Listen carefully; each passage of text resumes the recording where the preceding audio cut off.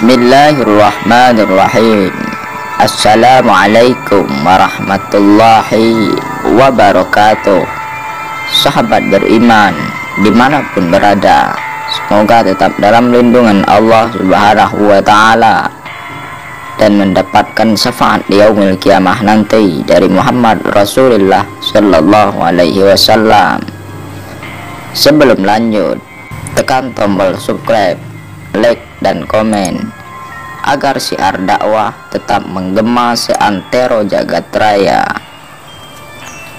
Bagi sebagian besar orang, marah mustahil dihindari, termasuk saat puasa Ramadan. Emosi ini ingin diekspresikan, meski dampaknya merugikan lingkungan sekitar dan bikin sakit hati.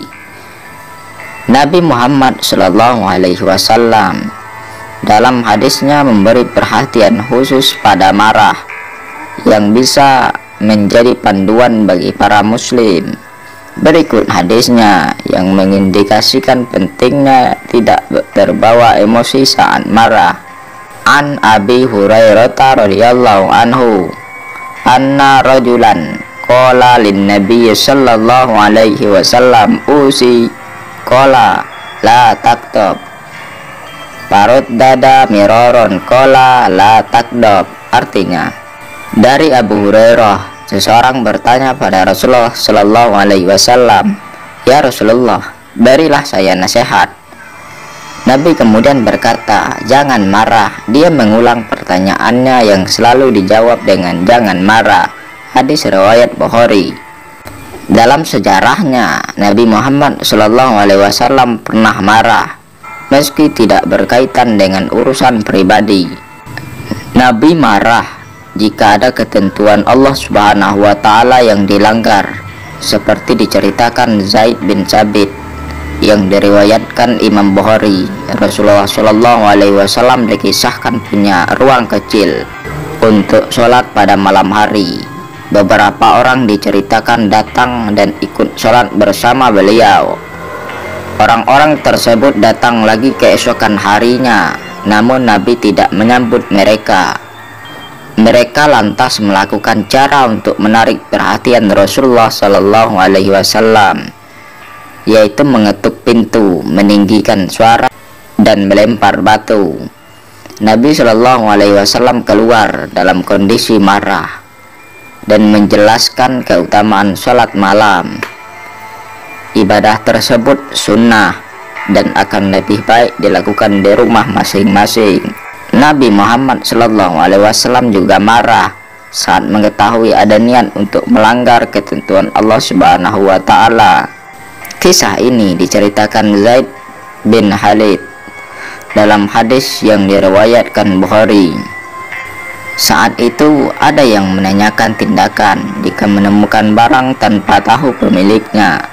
Rasulullah Shallallahu Alaihi Wasallam menjelaskan, penemu barang wajib membuat pengumuman dan menunggu selama setahun.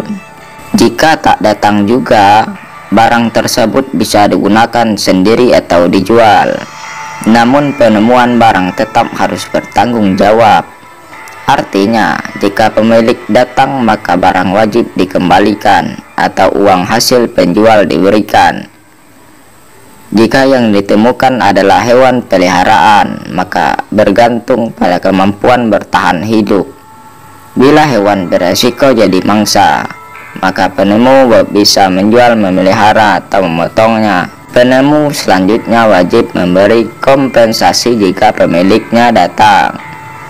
Namun jika hewan tersebut tidak beresiko dimangsa, maka penemu harus membiarkannya. Wajah Nabi Shallallahu Alaihi Wasallam dikisahkan menjadi marah, menahan marah saat menjawab pertanyaan tersebut. Pertanyaan memberi kesan seluruh hewan yang ditemukan bisa langsung dijual, dipotong, atau dipelihara meski tidak beresiko dimangsa. Sama halnya dengan penemuan barang di jalan yang inginnya langsung dimanfaatkan atau dijual. Nabi Shallallahu Alaihi Wasallam terlihat dalam dua kondisi tersebut. Namun Nabi Shallallahu Alaihi Wasallam memilih menyalurkan marahnya dengan cara dan bahasa yang tepat. Hasilnya, penyebab dan solusi mengatasi marah bisa diketahui serta dilaksanakan setiap hari. Nabi Muhammad SAW tidak mengucapkan kata kasar yang menimbulkan kesan negatif. Kata kasar bertentangan dengan pesan Allah Subhanahu wa Ta'ala yang halus dan tegas demi kebaikan manusia. Hasilnya, marah Nabi Muhammad SAW memberi hasil produktif untuk perbaikan di lingkungannya.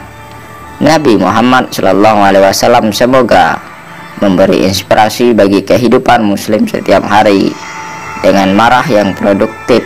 Semoga puasa Ramadan ini bisa lebih baik meski tengah mengalami virus dunia ini. Terima kasih.